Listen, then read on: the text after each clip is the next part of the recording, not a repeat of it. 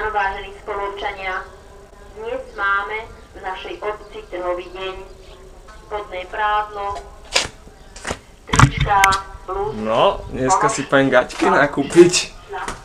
Bábka, ty čo predvádzaš? Dedovi ideš dať parovi na hlavu. Ježišmarja.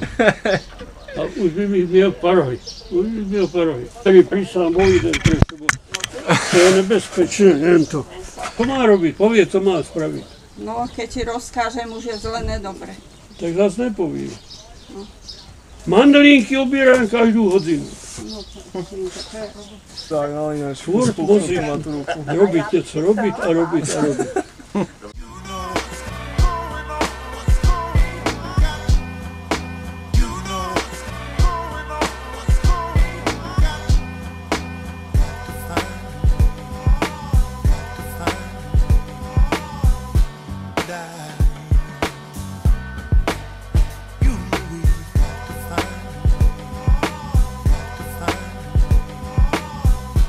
Viete, čo je úžasné?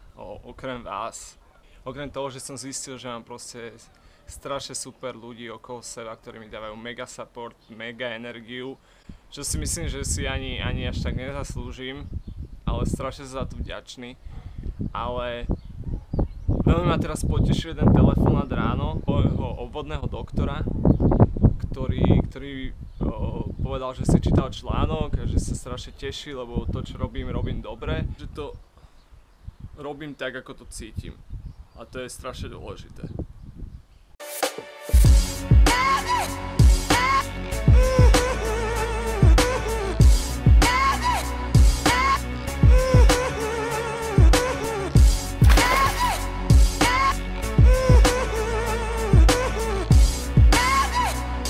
Takže už to budú skoro 2 týždne, čo som mimo Bratislavy a čo som odišiel si v podstate oddychnúť, načerpať energiu a nabrať imunitu.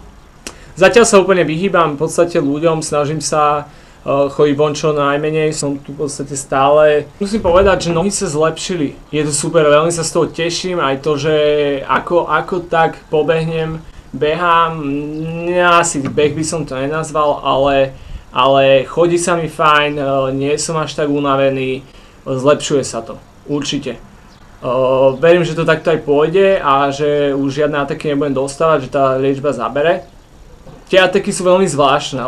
Atak dostanete, ani o ňom neviete, ja som veľakrát dostal atak a nebral som to ani ako atak, len po niekoľkých dňoch si uvedomíte, že vám niečo funguje horšie, niečo cítite horšie a ten atak neviete tak vnímať. Ja som ich zažil rôzne, boli to ataky, ktoré trvali zo dňa na deň a do rána som mal zhoršenie. Neviem presne to opísať, ale ten stav sa zo dňa na deň zhoršoval mierne a trvalo to mesiac, pokiaľ som si nedal najsilnejšie dávky Solmedrolu. Vtedy som to možno podcenil, ale tak aspoň som odskúšal, že vlastne ako to funguje a že ten stav sa vám dokáže zhoršovať zo dňa na deň, pokiaľ niečo neurobíte, kým to nezastavíte. Tie zápaly sa začnú asi nejak rapidne rozširovať, tie spôsoby tých atakov sú rôzne a každý to má veľmi individuálne. Asi toľko, salut.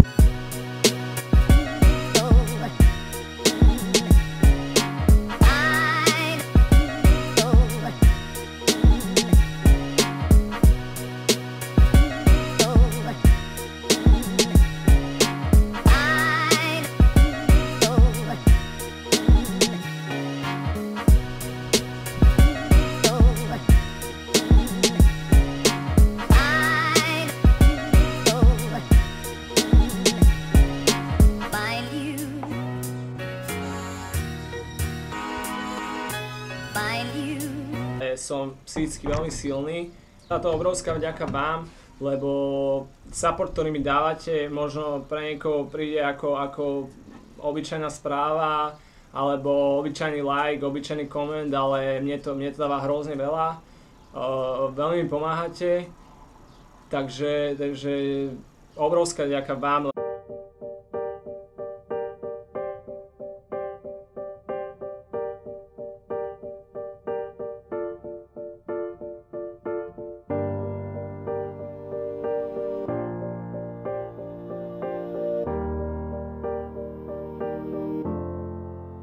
These are my Adderall thoughts.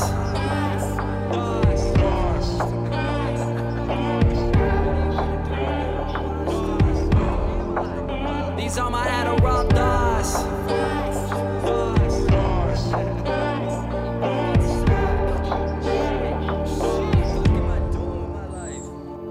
Afraid to write this shit for a second time, cause there's a whole lot of shit going on in my mind. Nowadays I feel like I'm so close. Last shit flopped, I went pop, okay I know. Had to go and get that on my chest, it's okay, it's in the past now. I made mistakes, but I'm cool with saying them out loud. I'm tired of fronting like I'm perfect when I know I'm not. People hate me and that make me insecure a lot. Thinking back, making shit on my Mac. Never thought I'd be able to feed myself off rap. Maybe that was fate, maybe that was luck, but who give a fuck? Cause I'm not the same kid that may wish me luck. I want this shit, I need this shit, can't leave this shit, I breathe this shit. I'm doing this cause I believe in this shit. That's the reason why I can't ever quit. Je toto mega pocit, že môžem takto si výjsť na kopec, prejsť sa. Je to takto si povedať krásny západ slnka. Toto by som v decembri nedal. Vôbec. Tam som nevedel ani, po schodoch som išiel po štvornožky u Krsnej, lebo tam nemá žiadny zábradlie, aby som vôbec išiel, takže v decembri toto vôbec. A dneska úplne s prehľadom. A najviac sa z toho teším.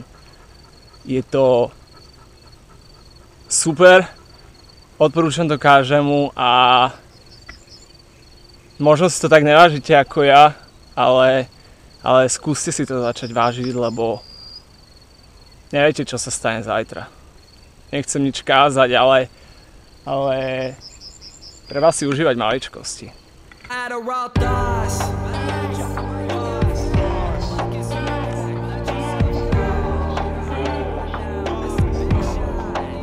These are my Adderall thoughts.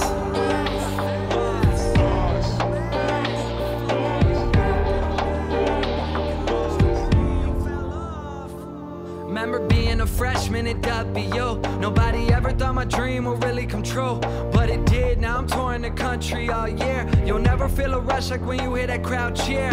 My biggest flaw is that I know I'm flawed, and I can't really figure out why people applaud. I guess the man in the mirror ain't the one on the screen. I mean, the person I portray isn't the one that I see.